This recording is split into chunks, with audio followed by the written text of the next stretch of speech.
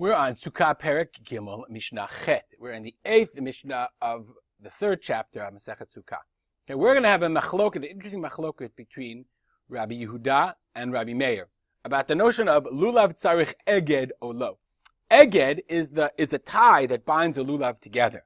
Okay, and normally nowadays when you have a lulav, we put on ties. One second, I'll show you a picture. So when you look at your lulav, you'll notice very often most people, this is a pretty fancy tie, but they have a tie that ties these lulav together. But sometimes when you buy them, they come without it, and people don't know how to put the tie on. Some people hold, like, if you notice, some people, when they hold their lulav and etrog together, they don't have this kvishkelach or kvishkelach, I don't know how you pronounce it. Okay, but it's very interesting, different minagim. Some people just tie the dalid minim all together without that thing. You just have them all together. Especially Teimanim have it that way. So there's a machlok in the Mishnah. How does a lulav have to be tied, or does it have to be tied at all? And based on that, there's a secondary machloket that's actually the first machloket in our Mishnah. Says the Mishnah, "En ogdin et halulav ella b'mino." Divrei Rabbi Yehuda. Rabbi Yehuda says, "En ogdin ella." When we have that language before, you cannot accept. En plus ella equals only. You only le'egod means eget, to tie. Agudah means to tie. You only tie the lulav b'mino, with one of the minim of the daled minim. Okay, and if I just show you the picture, you'll notice always, okay, in our pictures, that they always make these things, whatever they're called, and all the ties, and you normally say they're made with the material from the lulav itself. They're taken from old or pasul lulavim. Okay, so that's going according to Rabbi Yehuda. Rabbi Meir Omer, Rabbi Meir says, afilu b'meshicha. You can use a rope. It doesn't matter. You can use anything. It doesn't have to be the daled minim themselves. Amar Rabbi Meir, says Rabbi Meir, Maaseh b'anshei Yerushalayim shayu ogdim et lulavehem begimoniyot shel zahav. Okay, what about the people of Yerushalayim? They would tie their lulav with gimoniot, our chains, our sharsharot, they're chains of gold. Amrulo, they said to him, b'mino hayu ogdinon to milamata. No, you saw the golden chains on the top. Okay, the strings of gold that you saw, they were on the top, but under it, they said to him, Rabbi Meir, they said under it there was the regular tie. There were the regular lulav hoops, and on top of that you saw the gold. And the gold there was only for a beauty. What in the world is going on here? What's the nature? What is the difference if you tie the lulav with mino or not mino? So this is based on, the Bartenura says the following. Bartenura says it's Rabbi Yehuda l'ta'ameh. This is Rabbi Yehuda's opinion. Damar lulav tzarich eged. We've had this. I don't know if we've seen this before, but this is an important halachic principle. Hold on, I'm outside. It's a fly. Sorry about that. It's Sukkah. I'm in the Sukkah. Okay, lulav tzarich eged. This is among the halachic principles that we've seen before.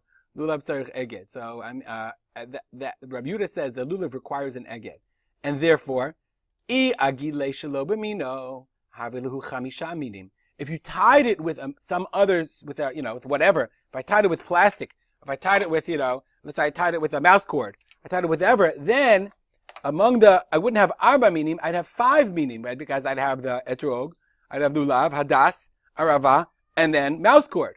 So therefore, anan kaimalan. Okay, therefore Rabbi Yehuda says you can only tie it with the mean of the daled minim. Okay, so this is the progression. I made you a little chart. Rabbi Yehuda says lulav tzarich eged.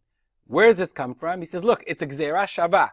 We have 2 sets of psukim in the Torah. We know the daled minim are ulakachtem lachem b'yom harishon pre-Eitz Hadar, that on Sukkot it's ulakachtem lachem. But there's another ulakachtem lachem in the Torah, and this is in Shemot Yud Bet Chaf Bet. Ulakachtem lachem agudat ezov. I have that in the wrong place. Agudat ezov. When God told the Jewish people to paint the blood on the mashkov, to paint the blood on the doorpost. Okay, it says you should take an agudat ezov. You should take ulakachtem, a bundle of ezov, of hyssop branches. Okay, so that's ulakachtem. And there Rabbi Yehuda says, there the ulakachtem is agudah. Here also ulakachtem is an agudah. And therefore, I need lulav tzarich eged. It has to be bound together. That's how we know the daled minim have to be bound together. Because otherwise, I could take at least the 3 of them. I could take the lulav and adasim and aravot and not tie them together. There's no halachic reason to tie them together. I just hold them together. But Rabbi Yehuda says, no, since I have to tie them together, because of that, therefore there's a rule, ein ogdim ela b'mino. Since it's essentially a part of the halacha of the daled minim that I have to tie them together, therefore I must tie them with a min. Why? Because if I didn't do a daled minim, they would be called bal tosif. Because now that I wouldn't have 4 minim, I'd have 5 minim. Whereas Rabbi Yehuda says, lulav eino tzarich eged. He doesn't learn this gzera shava. He says, I don't hold to the gzera shava.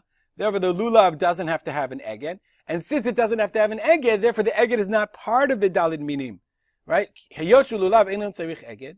Eino eged chelik mi'ikar dalid minim. Then, since it's not part of the dalid minim, I could use whatever I want. And since I could use whatever I want, therefore, I can either use gold or string or rope or what have you. We paskin alachak Rabbi Meir. Interestingly, we paskin like Rabbi Meir. How do we practice? Look at the pictures. How do we always make an eged? You find any picture you want of someone with a lulav, right? An eged. The eged always is made out of something made out of lulav. So we paskin like Rabbi Meir, but practically we act like Rabbi Yehuda. I'll stop here and dedicate our learning to the memory of my father, Rav Simcha ben Yitzchak Kalman. Have a good day.